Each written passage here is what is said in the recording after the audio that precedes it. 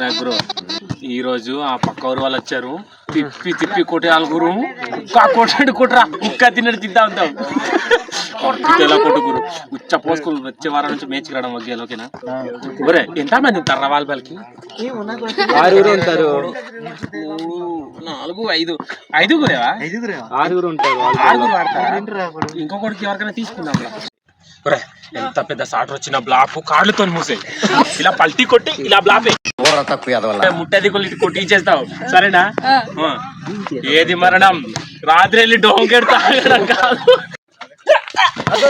మా ఊర్లో వీడే చెత్త పూస్తారు కార్నర్ సాటర్ వీడు కొట్టింది. ఇప్పుడు ఒక్కటి రైట్ పడాలి వేసేసాడు బాగా వేసేసాడు.